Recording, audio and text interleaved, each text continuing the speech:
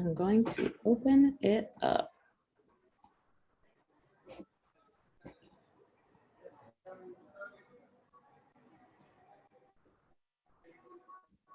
Hello, hello.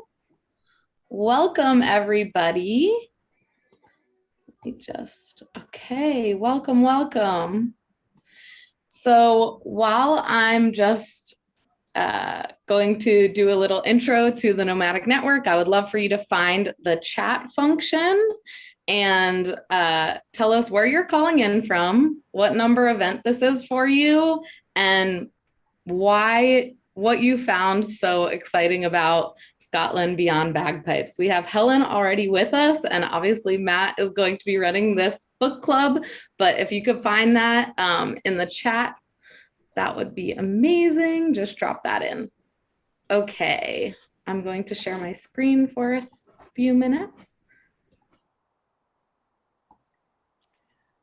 Welcome. So I'm Erica Verbo-Hackman, and I help Nomadic Matt run the Nomadic Network, which is our community arm for live events. We started this back before the coronavirus with in-person events to get people to meet each other and share resources so they could travel cheaper, better, longer, and more. And obviously with COVID, we had to switch to virtual events, which actually turned out to be a blessing because we get to connect people all over the world with speakers all over the world. So Helen's in London, Matt's in Greece, I'm in New York, and depending on what you put in the chat, I'm sure you guys are in cities all over the world. A few things to keep in mind. You can turn your camera on. We would love for this to be as book clubby as possible. You will be muted. Feel free to use the chat to connect, share your relevant experiences, and ask questions. Since this is a book club and we want it to feel like a book club, we will let you unmute yourselves at the end for the community Q&A, which will be the second half of this. So you can go ahead and write your questions in, but also know that we'll be unmuting you. So if you want to ask it live, you'll be able to do that. Our speakers are always doing this out of the kindness of their heart and their passion for sharing their story. We're so happy that you're here with us, Helen, today. We really encourage you to connect with Helen and feel free to contact her afterwards to tell her how much you love the book or ask your questions or ask anything about Scotland, honestly. She loves answering those questions. And just remember, we're here to learn, satiate your wanderlust, and have fun. For replays, we would love to invite you to join Nomadic Matt Plus, which is our membership network at members.nomadicmatt.com. There's a QR code, so it's really easy for you to do. Also, follow us at the.nomadic.network on Instagram, another QR code for you. And I will stop sharing and pass the mic to Matt. Hello? You guys see me? Yeah. I see a lot of thumbs up, so I'm going to say that. Can you hear me? Okay, cool. Greetings from Greece, Crete to be exact. I am at my hotel, so I hope you don't really hear their ambient music. My hotel room is not very light friendly, so this makes me actually appear on the screen. So I am excited for this month's book club. Thank you, Helen, for joining us. You're welcome. Thank you for inviting me. I found Helen's book, which I originally thought on a random bookstore journey, but turns out it was on Amazon in a massive book buy I bought at the end of the year.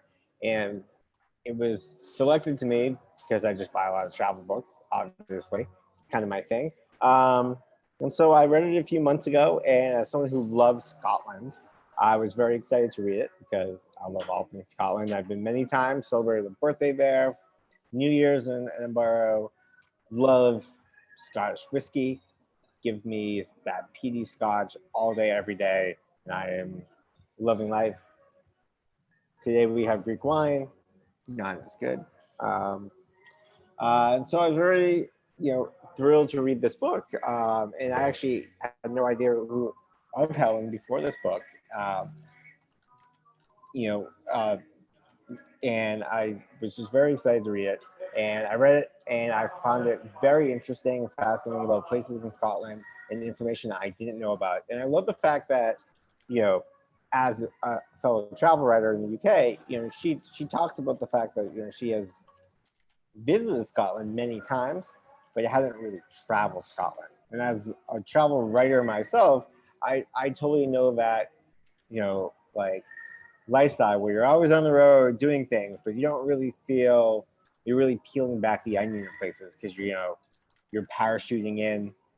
You're like, oh, here's an article I got commissioned to write, or this conference I'm at, and then you bounce out. And you're like, oh, what do I really know about Scotland? Turns out not a lot. And then it turns out I've been to Scotland four times, but like Helen, I've only feel like I've really parachuted in. I've done small visits. I've been to Edinburgh maybe 3 times. So I feel like I have a grasp on it, but I would dig in Glasgow. I don't know anything about Glasgow. I spent a week in Islay drinking scotch, so I can't remember if I know anything about Islay. So who knows? I wrote an article about it, but and so I really love the fact that she went and did this, and so I'm very excited to have her on because Scotland's an amazing country, and we probably all love Scotland. Like I've never met a person in my life who went to Scotland and hated Scotland. Scots are great. The landscape is great. Everything about it is great. And so I'm excited to have Helen here talking about her book. And so welcome, Helen. That's my verbose intro. So I want to begin by asking you, well, first, like, what was, like, how'd you get into travel writing? Tell us a little bit about your background. I guess I got into it from like traveling first as opposed to writing first. Like to be honest, I went to university, I studied drama and theatre studies, didn't know what I was going to do with that. And then went traveling afterwards and just loved being on the road, which I'm sure you can identify with, Matt. And I was like, I have to find a way to make this work for me in the long term. I didn't want to just come back to London, get a job, sit at a desk. So I was like, maybe I could write stuff. I don't know. I didn't know much about travel writing, to be honest. And I was in Australia and I entered a travel writing competition with no real expectations. And I won this competition. And I was like, maybe there's a career in this. And it kind of went from there. I just kind of started writing about my experiences and my stories. And this is in an age before really blogging and stuff came about. This is like 20 years ago or so. So I just kind of started writing articles, writing ideas for articles and sending them to the press here in the UK. And started getting commissions and just kind of started going out on the road. I don't have any formal journalism qualifications. I just loved being on the road and I just wanted to make it work any which way I could. So I found this route, I guess. That's exactly what I did. Yeah. Yeah. There's no like magic secret sauce, right? You just kind of start doing it. Yeah, I mean, my blog was originally just like an online resume. It was like, here's where I've been featured. Here's how to hire me. Yeah. With the side blog on the side. Do you know Lola Ochyra? I don't know her personally. I do, yeah. She's I've got some mutual friends with her, definitely. I've heard really good things about her. You have a book coming up with her, I think. Do you? Yeah, she's one of my favorite humans on earth. But like we started some like blogs at the same time, and like we sort of went 2 different tracks. Like we both had online resumes, and like she kept doing the freelance thing, and I like built the blog thing, and I just really? Okay. Back in those days, it was very much like I like to travel. How can I keep traveling and get paid for it? Yeah, exactly. So in the book you talk, a lot about how you were sent to Scotland often for work, but you never really, felt like you knew it. And so like when that thing happened with your mom, why was it you picked Scotland? Did you have an affinity for Scotland?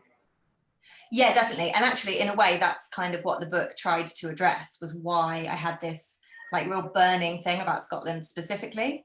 Because I think, I traveled all over the place for work, but I just kind of started to feel quite very at home there, which, I mean, this is, obviously I'm coming at this from an English perspective where, we share, it's very complicated. I'm not going to get into the politics, but we kind of share a nation with the Scots, obviously. So, there's a real perception here in the UK that, well, in England, that Scotland is kind of the same sort of culture, and it's not so different. And that's just not what I found. I started going up there more and more because I found so many differences between Scotland and England. And I found that really interesting. Like, how are we next door neighbours? How are we so similar? Because we're all Brits still, as well. We share a lot too, but there are these huge differences in the culture and the kind of, in a way, the romanticism, I think, in Scotland that we don't have quite the same way here. Certainly not in like urban London anyway. The Isles in Scotland are like... What do you mean by romanticism? I think it's really hard to put your finger on it, but there's something, I don't know if you would agree, but there's just something kind of a bit mystical and a bit ephemeral when you're in Scotland. There's like lots of myths, and people kind of, they love to tell their tall tales. There's a lot of tall tales in the pub, and like you said in Ida, there's a lot of like half remembered things and too much whiskey, and it's kind of I don't know, it is really hard to like nail down what it is. But there's just something there's something very poetic about it. It's a country that's been it's kind of the underdog compared to with England. Like, it's kind of I don't know. There's a lot of people in England have really strange perceptions about Scotland, I think. And finding out that a lot of those things weren't true was part of the appeal, I think. I kind of fell in love with it, and it was like a place that I'd almost been told not to, in a way. That's kind of a specifically English thing, though. It's hard to explain. I know most of your people are in the States there. Yeah, I mean, my image of Scotland was always, a Braveheart-esque, whiskey drinking, hard pub kind of people, and, and even as I read more and more about Scotland, it's very much their, as we call it, a salt of the earth kind of people. And, but, it's, for a small country, it packs a big weight. There's a lot of literary traditions coming out of Scotland that we don't really think about. There's so much history coming out of Scotland, so much influence in terms of the dancing and the whiskey and literature and fringe festivals and actors and that it's definitely, it's very, very much a mystical place. I mean, heck, they made a whole show out of it. What's that show on Bravo, everybody? Erica, help me out. I don't know. Outlander. Outlander, yes. Yeah, that's it. And that's when you're up there, like you can see the standing stone. There's the place in Outlander, the actual standing stones doesn't exist in reality, but there are places that are very, very similar to that, like huge ancient standing stones. We don't know why they're there or who put them there or why.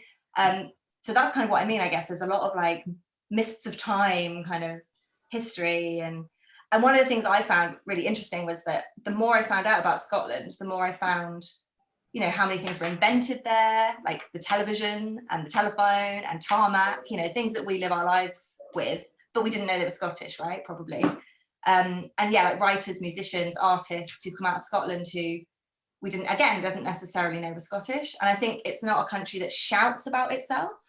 And I think that's one of the things that's really easy to love about it, because it's not like a showy place, They're always kind of quite self-deprecating. They sort of, as we would say in the UK, they take the piss out of themselves a lot.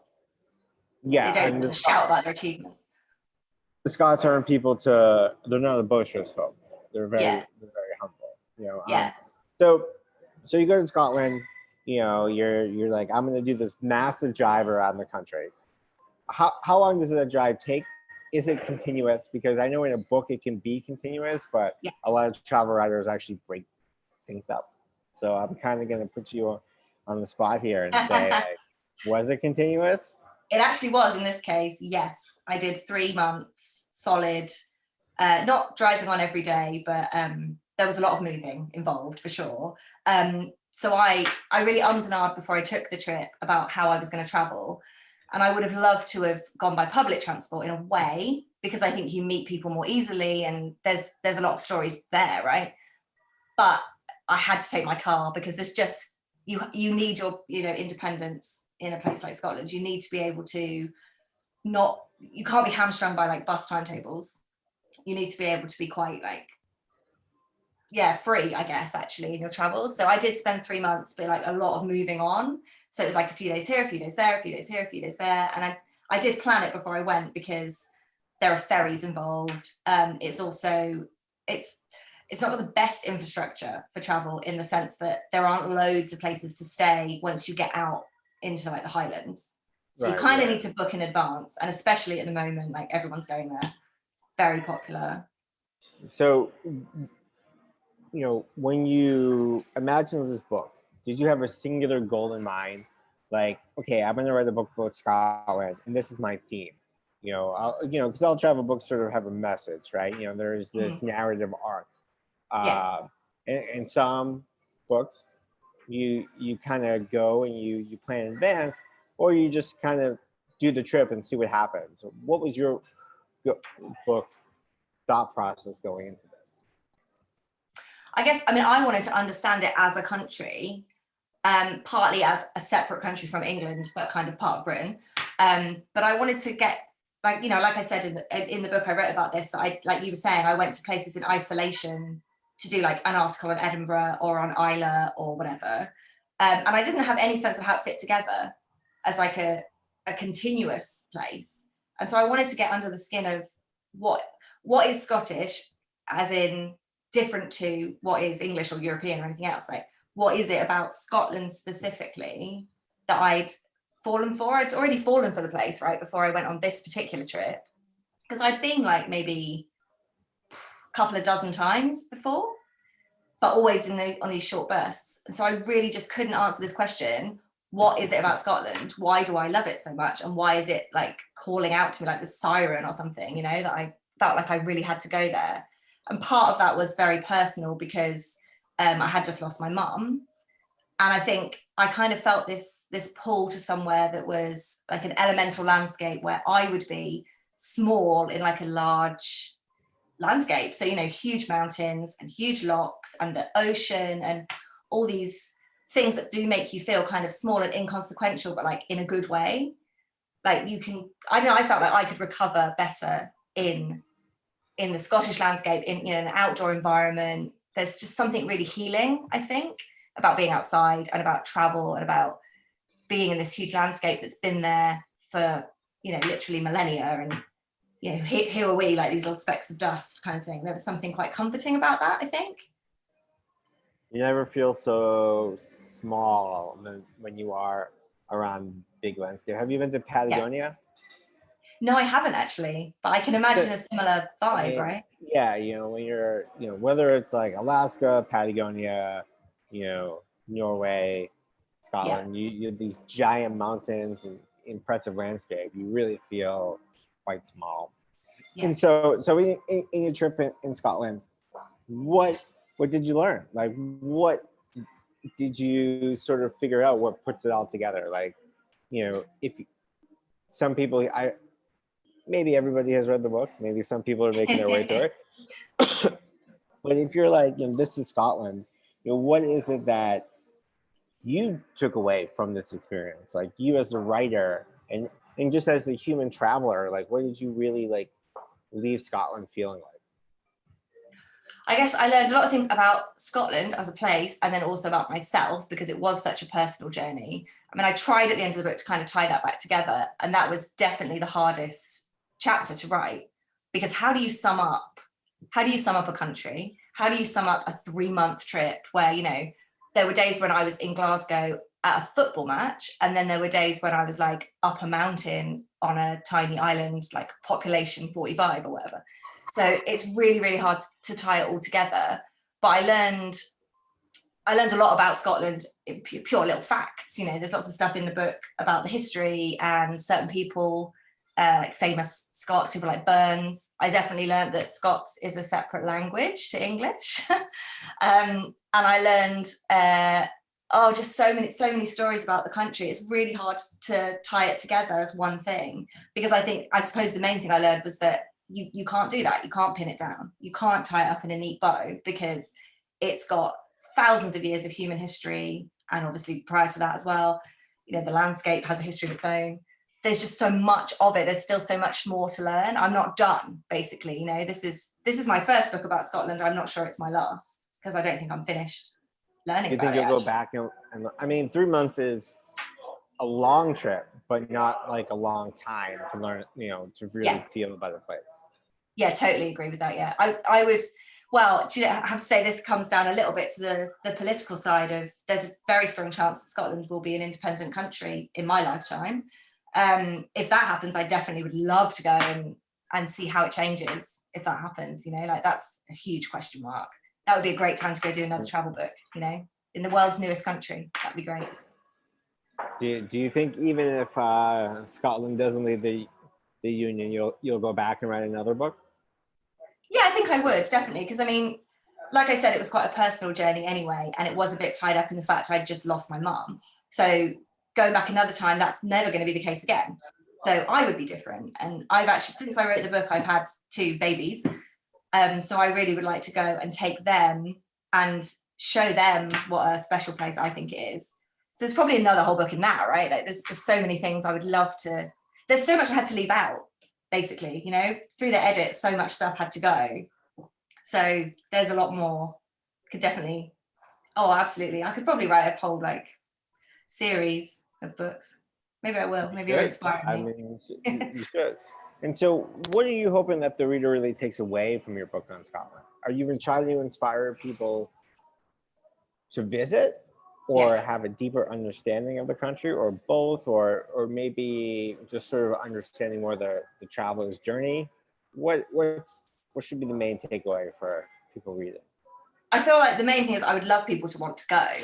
I feel like that's the purpose of any travel article as well, right? It's like you want to make your reader want to pick up and go tomorrow. So you want to get that across. But I think also just learning about Scotland as well, especially, it's ended up coming out in a pandemic. Never could have foreseen that in a million years. But there's definitely a lot in the book that you can learn. You can learn a lot about Scotland, I would say, from the book without having to set foot in the country. So yeah, definitely a greater understanding of a country that, like I said, doesn't really shout about itself. And particularly coming from England, we're right next door, but a lot of people here don't know a huge amount about Scotland. So I really had it in my head, like who is my reader and who am I talking to? And I guess the person I was talking to is someone who perhaps doesn't know that much about Scotland and maybe needs convincing that it's an amazing place and they should go. So hopefully at the end of it, people are left thinking it's an amazing place and I should go if I possibly can. What was the most interesting thing you think you learned about Scotland during your 3 months? One of the interesting, it's maybe not one specific thing, it's like a theme of it, is that there's a sort of movement at the moment towards a lot of private ownership of land.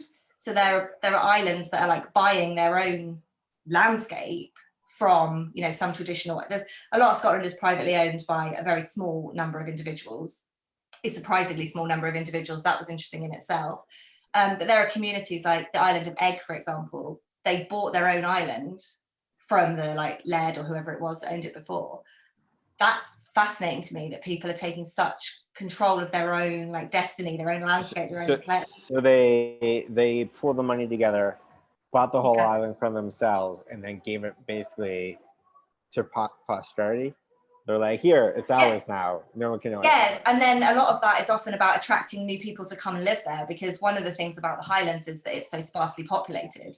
So they actually really need young families to move there and that kind of thing. And there's a lot of economic issues at play here. But if you buy your own island, then you can say, right, we're going to build some new houses and some homes for people, and we're going to try and attract people to come here and build our community. And that's quite a new thing, really, at the moment. These islands have been owned privately for a few years here and there or whatever. So fascinating to see how that plays out, I think. And there's probably a whole book in that for sure, right? Yeah. What's your favorite Scottish whiskey?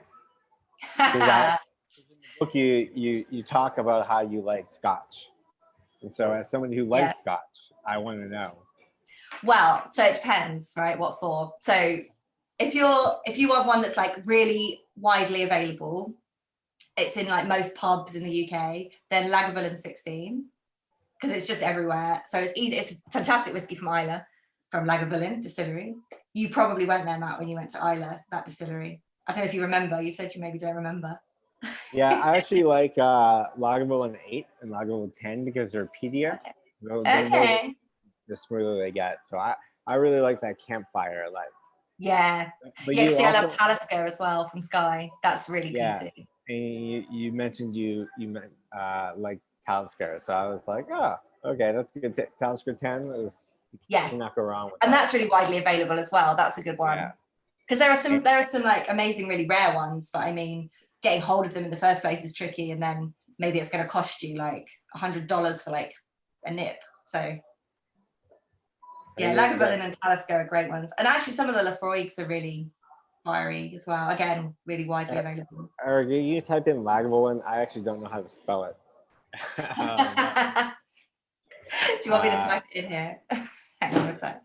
Yeah, I started typing it and I just realized I butchered it. So there we yeah. go. So Scottish spelling is tricky in itself. That's a whole other thing. Like I said, it's a different language.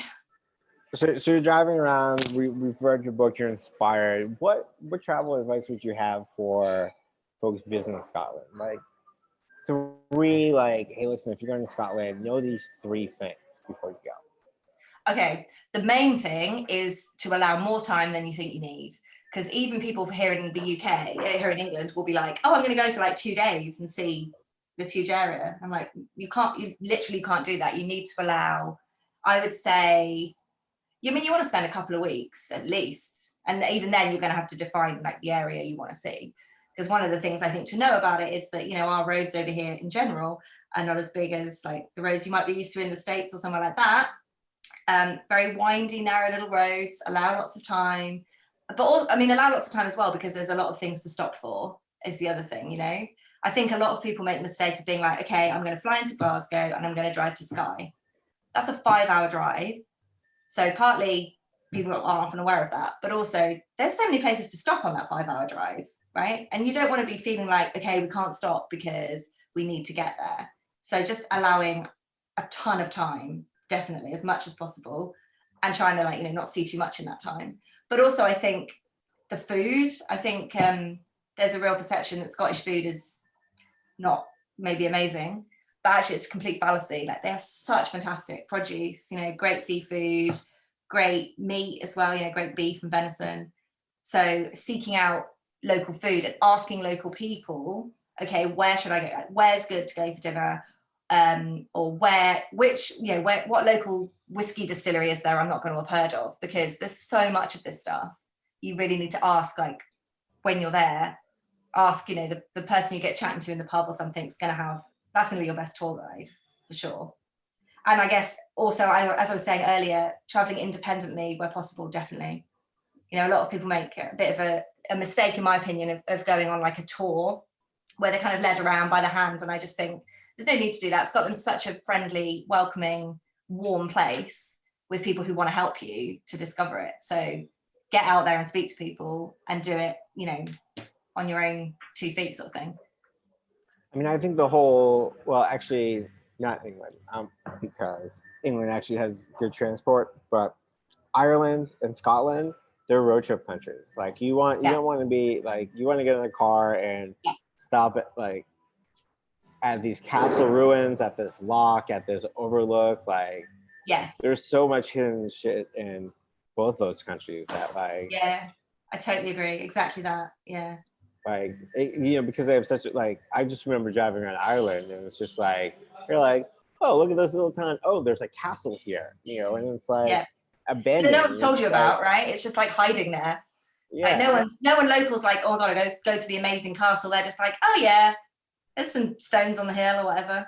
Those are the best things, And you're like, I want to be Indiana Jones and just like traverse this like empty ruins that it's like in Farmer John's farm, and he's like, I guess if you want to look at it, and so and it's very good advice about Scotland, because it is, there's just so much there. Like I would just spend forever there. It's just such a wonderful place, except in winter. It gets kind of cold. Well, I have to say, I think that's another unfair misconception people have. Like, it's not the Arctic tundra. Like, it's not that bad. And especially like the southern part of Scotland. Like, okay, you're going to get a bit wet maybe, but, that's not why you're there. You're not there to sit on a beach in the sun, right? No, but if anything's less than 70, I'm like too close to Oh. me. I've gone soft in my old age. I grew up shoveling snow and then vowed when I left Boston to never do it again. So Okay, fair enough. You've paid your dues, yeah. I paid my dues. And then I still go home. My dad's like, you should shovel snow. I'm like, you should get a snowblower. And he's like, why? I have you. I'm like, I'm not coming home in winter anymore. No, summer only. Summer only. So that I want to open up to questions from the audience because this is a book club, and I want you to ask questions about the book. What parts did you find very meaningful to yourself? What questions you have about her about her trip, Scotland itself, the life of a travel writer, whatever you really want to ask. I see Jill raise her hand first, so we're going to call on her, but I'm going to let Erica sort of take this part over because she's much better at this than I am. I'm going to mention a little habit I have, and then I'm going to end it with a question for you. And when I travel and when I went to Scotland, I take whatever pictures I feel like, and I'm not obsessive, but I am obsessive about coming home and culling it down to no more than 100, sometimes less. And then I print out my 5 favorite, and often it's not because they're gorgeous, but because they're the memory. And then I pick out the one that brings back the best memory. And when I was in Scotland, and I'm looking into going again this year if they would lift the quarantine. I had a new camera, and I had it on that 4K or whatever it is that takes like 2 seconds of video. Yeah. It was in Glasgow, and they had these beautiful floral arrangements, and the trash guys were going by, and one of the trash guys wearing a bright orange or yellow vest comes out and goes like this, just as I'm taking the picture. But because it's a 2-second video, I then see him laugh like this and walk out of the frame, just as I had snapped the picture. And that is my picture for Scotland, because it brings back the personality, the beauty and the personality of collecting trash. And so my question to you is going to be, if you had to pick one picture that sort of summarizes or brings back the best memory, if that's too hard, maybe 3 or 4 of your favorites, what would they be? Okay, that's a great question, Jill. First of all, I have to say that's so Glasgow. That's amazing. Oh, I just it feels so comfortable. Yeah, it's kind such of an my sense of amazing humor city. too. So ugh. Yeah, I mean, Glasgow that's somewhere actually that people don't think to necessarily spend time, but actually I love Glasgow. It's one of my favorite extended places. my trip. Excellent. I'm so pleased to hear that. But that's really funny you asked me that, because I actually have one picture on my wall downstairs in my living room, and it's of a sunset that happened one of the evenings I was in Harris. And actually, I don't specifically say this in the book, but my husband joined me for a very short period in the middle of the trip in the Outer Hebrides, which was a place he'd always wanted to go. And so, it was lovely having him there, partly I'm allowed to have that picture on the wall because he was present for its taking. But yeah, it's actually one that he took, actually, I have to admit. It's a panorama of the sky that night. And I do talk about it in the book, actually. I try to describe this like incredible sunset that's just such a specific thing to that coast as well. Scotland gets these amazing sunsets on the west coast, but it's like there's like candy floss pink and kind of really kind of dark bruise like purple, and it like fades across, and it's just a stunning sunset. And it just, for me, it just evokes what it's like to be in the Isles.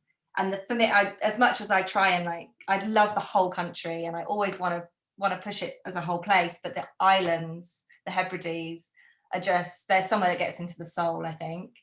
And so that image, just every time sitting there, when I'm watching TV in the evening, it's right there, and I can sort of imagine what it's like to be stood there with the salty wind sort of spraying your face and the glorious sunset. It's just, yeah. So I totally am with you on, it's the memory, isn't it? I remember standing there. I remember my husband taking that picture. So it just takes me back there every time I look at it. Great question and great answer. I feel like I want to go to Scotland tomorrow after these. Thank you. When you're allowed. Yeah, exactly when I'm allowed. Okay, Sonia, you're up next. Oh, we need to unmute you. How's that? There you go. Perfect. Okay. Hi. Hello. This is my first time joining, and when I saw your book, Helen, I was like, oh, I have to join this. So thank you for writing the book. Oh, thank you. Yeah. I have a friend here in New York, and every time he calls, it's always, hey, Sonia, it's Steve, your favorite Scotsman. And I'm like, you're only my favorite because you're the only Scotsman I know. But with that being said, I wanted to know, if I were to go by myself, tell me what you did. Like when you went back on your journey, did you have it in your mind, I'm going here first? Was it an organic process, or because I'd like to go alone? And do you have any recommendations for like a starting point? Like geographically, a starting point, like an actual itinerary, do you mean? Yeah. Well, I would say actually Glasgow we were just talking about, of course, but like, it's a fantastic gateway for many reasons, partly because you can fly there easily, and it's at the hub of the rail network. Also, you can pick up a hire car there, but also because it's incredibly friendly. And I know exactly what you're thinking. You know, if you're going to go on your own, you don't want to feel lonely. You want to feel like you can talk to people, and you want to be somewhere where you feel welcome and you feel safe as well. And Glasgow is just one of those places that everyone will talk to you. You know, like as you're checking into the hotel, as you're trying to buy a newspaper or something, or really anywhere, people will tell you their life story. They'll be like, oh, where are you from? Why are you here? Where are you going? Like, so it's a fantastic place to feel at home before you set out. And then, I mean, I would say it depends what you want to see. But I mean, as I've just said, like the islands are, just indescribably beautiful and amazing. And I can't stop myself waxing lyrical actually about them. But depending on how much time you had as well, you know, some of them are more accessible than others. One great one and I mentioned this in the book, there's a whole chapter on Arran, which is only about so the ferry journey is maybe, I think it's half an hour from the mainland, and it's close to Glasgow. So you can get there easily and quickly, but it's an island that has a little bit of everything. So across its centre is this geological fault line, the Highland Boundary Fault, which means literally half of it's highland and half of it's lowland. So half of it is like big rugged hills and deer on the hillside and a whiskey distillery and a loch and like all the kind of classic Highland Scottish things that you would imagine. And then the lowlands are like these beautiful rolling hills and beaches, like amazing sandy beaches, and lovely food as well on the island. It's just got a bit of, if you wanted to tick off, there's a castle, there's a whiskey distillery, there are great beaches, there are great restaurants, there's lovely hotels. So it's got a bit of everything if you're more limited on time, and it's a good marriage with Glasgow. Both of those places would give you a great introduction, I would say. Okay, because you mentioned, you know, the whole premise of your trip was the loss of your mom, and I'm so sorry. I lost my mom, and you never think you're going to be a member of the, you know, Lost Mom Club. And sure, no matter how old you are, you always miss your mom. Yeah. So I was listening to you, and I think one of the things I'd like to experience is just to have a place to reflect and, you know, just really become one with nature. And it sounds like the Highlands kind of did that for you. Would that be accurate? Yeah, definitely. Okay. And I think, again, if you have more time to spend, then I would say the very far northwest corner of Scotland, which isn't somewhere that there's not like a town there that I can recommend as such, but there's a place called Durness, which is a very small little community, and there's great beaches there and all of that, but it's really about the landscape. It's got huge cliffs and huge mountains, and it's one of those places, like I was saying, where like, you can feel tiny and the landscape is huge. So there's something very healing about that, I think. That was where I found that I really was able to, yeah, I think partly it was also kind of midway through my trip and I was getting a bit more kind of used to being on the road and like processing things, but I found that a very healing place personally. Well, thank you so much. You're so welcome. Before we get to the next question, I will also chime in and just say, like, if you want to commune with nature, Scotland is a place to do it. It will really, really feed your soul. Thanks a lot. Perfect.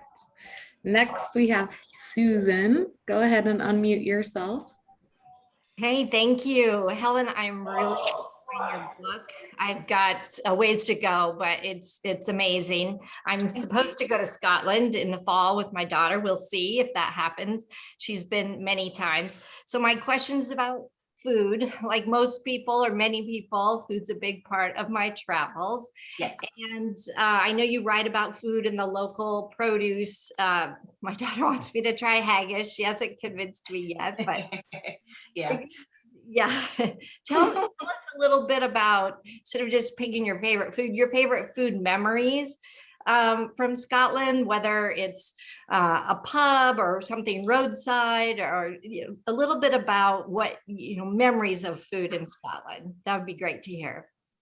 Well, I think one of the key things that I found in Scotland is that it is possible to just kind of pull up at a roadside place and still have great foods. Like, you don't need to go to a fancy restaurant and like a Michelin star place or whatever. You can get some of the best food I had was literally from shacks, at the side of the harbour sort of thing, because seafood is such a big thing there. And you only ever get what they just caught the day before, right? So everything's really fresh. So I remember sitting in Fife on a harbour side in a place called Crail, tiny fishing village. There happens to be literally like a shed by the harbour. And you rock up and you like pick this is all in the book actually. You choose your lobster, you're like, oh, I'll have that one, whatever. Poor thing. and then they haul it out, they go off and cook it somewhere in the back, and then they bring it out and you just sit there like literally on the harbour side. Like there's one table, I think, but it's got like 2 chairs. So most people are sat literally on the stone of the harbour. And it's just this amazing lobster. And it costs the same as like a burger in London would or something. It's not expensive. You don't have to, you don't have to spend a fortune. You don't have to go to, you don't have to even go inside, right? You can be sitting outside. And I just remember sitting there looking out to sea, and similar kind of things to what I was saying, like the salty air and the salty seafood and the chips. And it's just, and that was just literally a shed at the side of the quayside. So I think that was somewhere that someone local had told me about, I think. And I think that's, like, again, to reiterate, like, the Scots are such friendly, warm people. Asking them, where would you go for your supper? Like, don't tell me somewhere fancy, where's the best fish and chip shop? And they'll tell you, probably at great length. Perfect. Yeah, ask locals. You got it. Thank you, Helen. No worries. Great question. I will also say that I think Scotland does get a bad rap for food. Edinburgh has some really high quality stuff, but like the food I had in Islay, just the seafood, you get these massive seafood platters, and you're just like, this is amazing. Yeah. Like, and it's cheaper than you get in London. Oh, can't wait. I hope we get to go soon. I hope so. I really hope so. Thank you. Catherine, would you like to ask your question? Yeah, thank you. Thank you, Helen. I started your book last year during the pandemic. I was living in London at the time, and unfortunately I had to put it down. I was just so discouraged that I wouldn't be able to make the trip myself. So I'm gonna have to pick it back up. Oh. But thank you. I have a couple quick questions. First, I'm curious what your writing process was during the 3 months. Like, did you write every day? Were you constantly taking notes? And then I'm wondering if you've gotten any surprising feedback from Scottish people who read your book. Ooh, that's a good question. So the writing process question, I did a lot of stuff pre-trip actually, because I had been on lots of trips to Scotland. So I had like a good sense of the place. And then I researched the specifics of where I was going to go, and not just in terms of where am I going to say, but what is the history of these places. I read a lot of Scottish history, because I wanted to make sure I didn't leave out anything huge. So I kind of, when I set out, I guess I kind of knew the structure of the book in a way. Like, I sort of knew there's going to be a chapter on Glasgow, there's going to be a chapter on Arran or whatever. And then when I was traveling, I actually really tried to travel rather than write, I guess. Partly just there wouldn't have been time really, to be honest.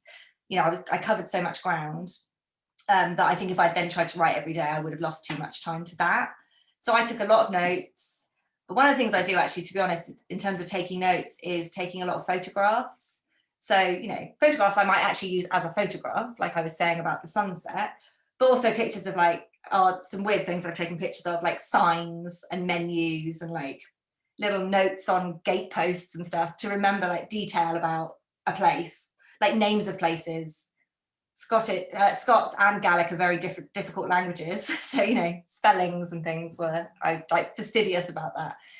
So yeah, and then when I came home, I spent maybe, certainly weeks writing, and I was writing every day at that point. I was writing, it was kind of pouring out of me, to be honest. I found that I'm quite a fast writer anyway, but it was kind of, because it was fresh in my mind and because I loved it so much and had such an amazing time, it just kind of came out onto the page. And then there was loads of editing, which is the boring part that no one likes doing, cutting out bits that they wanted to keep and stuff.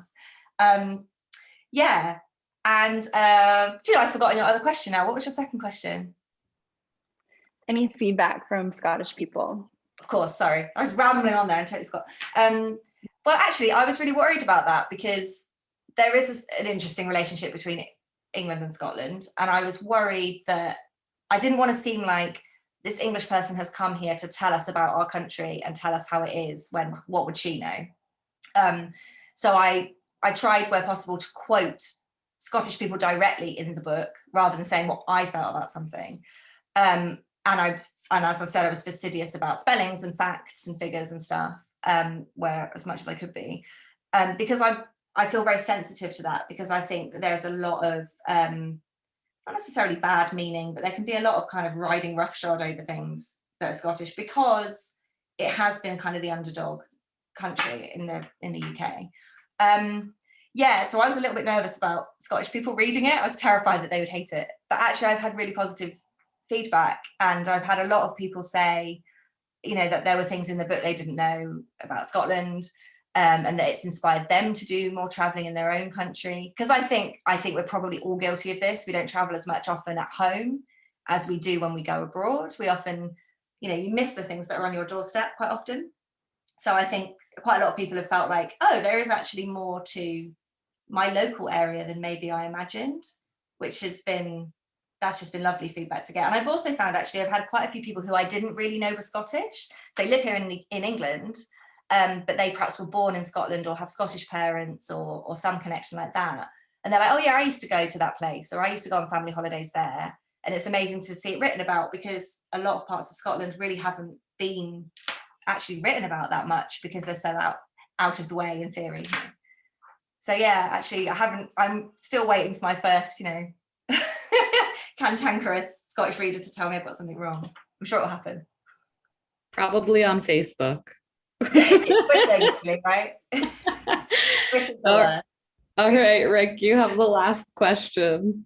Thank you. Good afternoon from Baltimore, Maryland. Thank you, Helen, for spending time with us this afternoon. At least here in Maryland, it is in the afternoon. My wife and I are thinking of doing a 6-month move, potentially a 6-month move to Scotland, to both use it as a home base to travel around the UK and also to get cheap flights to Europe. We don't want to have to travel back and forth to the US every time we want to make a trip. So I guess my question to you, Helen, is either Glasgow or Edinburgh, which do you think would be the best home base for us? Ooh. See, whichever I say, I'm going to anger some people from from the other city. Personally, I would say Glasgow, for a variety of reasons that are coming to mind now. Partly, I think, actually, with the flights that you mentioned, it's hard. I mean, especially with COVID, it's hard to say what's going to happen. But Glasgow tends to be, probably edges it on being a more useful airport for you. It's also being on the west, as much as Edinburgh and Glasgow are close together. If you want to go and spend time in the Isles, which I would heartily recommend you do, Glasgow is a better gateway for that, because you're already west, so you're already out in the right direction. From Edinburgh, you would often be actually going to Glasgow first before you were off. Also, Edinburgh, I love Edinburgh. I don't mean to do Edinburgh down at all, but Edinburgh is a more touristy city, I would say, arguably, than Glasgow. Glasgow feels more like a home somehow. Like it's a bigger city as well. It's a more urban sort of environment. So there's a better mix of communities and people and food and all of that than Edinburgh. Edinburgh's a very well-to-do, very beautiful, very culturally important city. But I would say if you're going to base yourself somewhere, definitely visit both. But if you're going to base yourself, then I would say Glasgow would edge it for me personally. But it's a very personal decision, and I'm terrified to wade in on this one. Yes, thank you very much. We are planning a trip next year to just sort of reconnaissance, flying into Edinburgh. And so it's good to know that you think Glasgow is sort of the place for what we're thinking of doing in terms of moving around. Yeah, Thank you very much. So. You're welcome. And then I have one last thing. Helen, can you tell us about the award that you're up for? Because I have a slide for people to actually vote. So before we close out, I would love to do that. Yeah, thank you for giving me the opportunity to say that as well. Yeah, so the book has been voted for a National Geographic Reader Award. So most awards that I've entered in my career are very much judged by, a couple of people on a panel or whatever. This one is judged by readers. So this is, more how you guys felt about it and what you got out of it as a reader, rather than it necessarily just being judged on it's literary merits or something. So I would massively appreciate any votes, of course. Voting is open for a while yet, I think until the end of September. And you just have to go to, I'm assuming there's going to be a link somewhere. Yeah, there's a QR code, and also I dropped the link in the chat. So if everyone could vote for Helen's book, that would be amazing. It only takes a couple of minutes, and actually you can win a holiday as well, so there's an incentive there too. Oh, maybe a holiday to Scotland. I don't think any of the prizes are actually, unfortunately. I think it's Italy, maybe. That's okay too. Well, I mean, I guess that's second best, but whoever wins and goes to Italy has to write a book on it. So yes. Well, Helen, I just want to personally thank you from the Nomadic Matt team for being on this call today. We've had such a joy just getting to know about you, your book, the process of writing it, Scotland, and I'm pretty sure that we're going to have some tickets booked to Scotland fairly soon, whenever that's possible for people. We already know somebody's moving there. So this was a very fruitful talk. I feel like very inspiring, and your enthusiasm for the country and love for it has spilled not only onto the pages of your book, but onto the screen today. Thank you so much for inviting me. And can I just say as well, if you guys do want to contact me directly, I'm more than happy to answer further travel questions on Scotland. You can find me on social media or through my website. Literally Google my name, it's all there. So please feel free to contact me with further questions. We haven't had enough time today, of course. Thank you so much, Helen, for joining us. It was a pleasure to meet you virtually. If I come to London, I will have to meet you IRL, definitely, as the kids say these days. And a round of applause for Helen, virtual round of applause. Everyone pick up her book if you haven't already, or Catherine, if you haven't finished it, you might want to finish it, so get it done, and then go to Scotland and vote for Helen. It's a wonderful book. Thank you so much for joining us, and everybody, thank you for joining us on this book talk. Next month we have, I think Erica has a slide. We have Scott from Scott's Cheap Flights. You might know him as the guru that will help you get cheap flights. We're going to talk about the secrets of the airline industry, as well as his philosophy on travel and how to get cheap flights. And then the next one, we don't have September picked up yet, but we do have October, which is Lola Akinmade, who we talked about earlier. She wrote a new book called In Every Mirror She's Black. It comes out in September. I haven't read it yet. I will read it in September when it comes out, and we're going to have her on and talk about the book. She has been on before, amazing travel writer, so can't wait for her book. And we'll have more stuff for September, November, and December coming soon. Yeah, we are loving these book clubs. They're really, really special. So thank you again, Helen, for being on. And just, I saw a few people were new to the Nomadic Network. So I just wanted to point out where you can find all of our events. It's thenomadicnetwork.com/events. And we have a bunch of events listed and we continually update that page. We have lots of community-led events. We have happy hours, and then we have these book clubs, which are really awesome. And then I would love to invite you to Nomadic Matt Plus, which I mentioned in the beginning. That's at members.nomadicmatt.com. So if you found value in this for just a small amount of money a month, you can be a part of our community, and that gets you access to not only the TNN future and past replays, but also like private events with Nomadic Matt and other team members, live Q&As, free signed books, free guides, access to our courses, and so much more. So we would love to invite you to be a part of that. And yeah, thank you so much for being a part of our travel community. We love having you here. It's so much fun to be able to unmute yourselves and hear your voices and see your faces, especially since we're calling in from all over the world. So thank you, and see you next time. Have a great day.